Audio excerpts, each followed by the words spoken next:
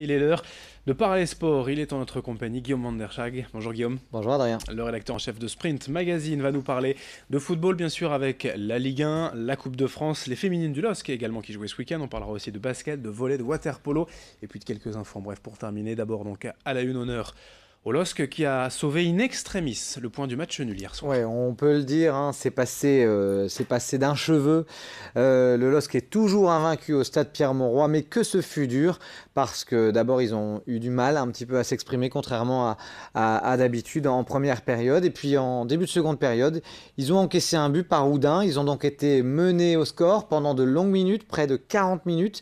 On s'est dit que c'était marron, que le LOSC allait essuyer sa première défaite sur sa pelouse. Et puis non, un penalty un peu contestable au dire de certains. Un penalty a permis à Pépé d'égaliser pour les siens.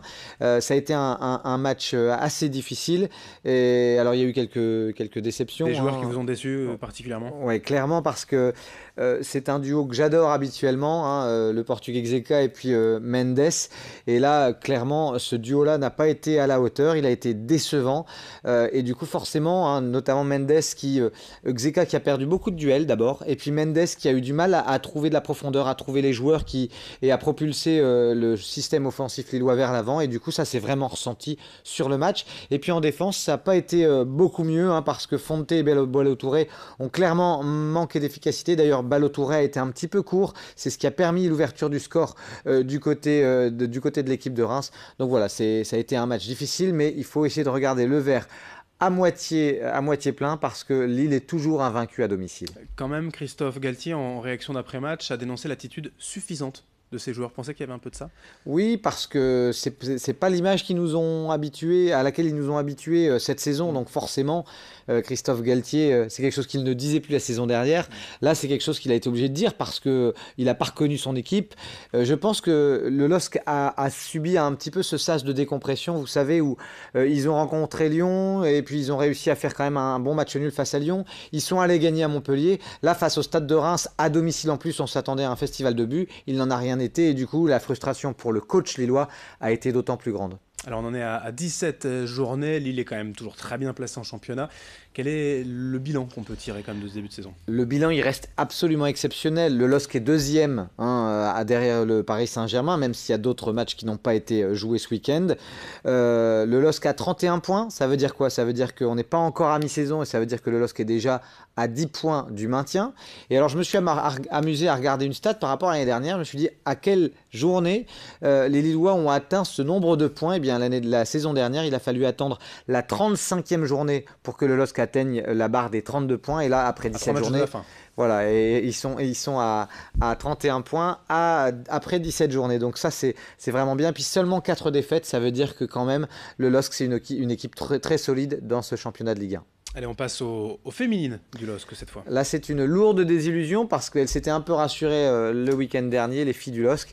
Et puis là, elles recevaient à domicile la lanterne rouge du championnat, la formation de Rodez. Et elles se sont inclinées, hein, 1-0. Donc c'est une grosse déception pour les joueuses du LOSC. Il y avait également de la Coupe de France, c'était le 8e tour ce week-end. Oui, avec une équipe qui n'en finit pas, hein, de s'acoquiner avec Dame Coupe de France. C'est l'équipe de l'Iris Club de Croix qui est passée en battant en Boulogne, hein, l'USBCO, pourtant une formation de nationale. 2 buts partout, puis 3-2 après les tirs au but. C'est la 3e fois que Croix passe en 32e de finale. Alors dans les autres matchs, eh bien, Valenciennes n'a pas été exceptionnelle, hein, puisque Valenciennes c'est une équipe de Ligue 2 et ils ont joué à Caen, qui est une équipe de National 3. Ils se sont imposés, mais 6-3. Et puis le Racing Club de Lens est allé gagner logiquement à Versailles 4-2. Avion est logiquement passé à la trappe face au Red Star, hein, mais avec les honneurs, seulement 1-0. Il y avait, je crois, 6 divisions d'écart. Et puis Gravelines en Régional 1 sera au tour suivant 1-0 face à Nesle. C'est un beau résultat pour Gravelines, hein, on peut le dire. C'était depuis 1993 que Gravelines n'avait pas connu les 32e de finale, il y a 25 ans. Voilà, ça fera plaisir du côté de Gravelines. Voilà, et puis pour terminer sur cette page Coupe de France, un coup dur, hein, pour les joueurs de l'US Saint-Omer, qui vont devoir retourner en Corse, alors qu'ils y sont allés ce week-end, mais le match a été plusieurs fois reporté, il y a eu des vents violents, du coup match finalement annulé, et les joueurs devront refaire le déplacement, de même que certains supporters. C'est un petit peu dur. Le tirage au sort des 32e de finale, c'est ce lundi soir 20h30 à Paris. Les affiches, bien évidemment, demain sur notre antenne. On passe au basket, Guillaume. Oui, avec une bonne victoire du BCM Gravelines Dunkerque qui gagne face à Chalon 102-100. Et puis, en revanche, c'est une petite désillusion parce que le Portel est passé pas loin de l'exploit face au leader de Jeep Elite en Pro A. Le Portel s'est incliné à domicile face à l'Asvel 69-72. 3 petits points face au leader. C'est un coup dur, mais ça montre quand même que à domicile au Chaudron, les joueurs du Portel sont redoutables. En Pro B, Orléans a subi la loi lilloise. Pourtant, Orléans était leader. 75-70, Lille qui gagne à l'extérieur. En revanche, c'est difficile pour Denain qui s'est incliné à domicile face à Saint-Chamond 73-79. On termine avec la Ligue féminine. Bien sûr. Pour vous dire une bonne nouvelle, un match plein pour les guerrières de l'SBVA qui sont allées gagner à Tarbes 79-62. Malheureusement, Saint-Amand s'est incliné assez logiquement à domicile face à Montpellier 83-68. Une bonne nouvelle également en volleyball, notamment en Liga avec la victoire de Tourcoing. Ouais, Tourcoing qui s'est rassuré dans un match à couteau tiré, une victoire à Cannes 3-7-2. Et puis en Ligue B, Cambrai n'en finit plus de nous surprendre. Victoire à l'extérieur à Avignon 3-7-2 également. Du water polo également au menu. Les joueuses du Luc Water Polo, elles sont leaders après leur victoire face à Nice 10-5. Et puis chez les hommes, Douai a perdu à domicile contre Aix-en-Provence, malheureusement 10-4. En revanche, un bon match nul des enfants de Neptune de Tourcoing qui ont fait match nul 8 partout face à Montpellier. Et quelques infos en bref, d'abord du cross, un joli titre de plus pour le Boulonnais Jimmy Gressier. Ouais, Jimmy Gressier nous avait surpris l'an dernier en devenant champion d'Europe de cross-country dans la catégorie espoir. Et bien là, c'était la deuxième année, il a tout fait pour conserver sa couronne. Il y est parvenu en imposant un rythme d'enfer. Donc ça, c'est pour l'athlétisme. Une autre brève, c'est sur des championnats de France de course sur sable.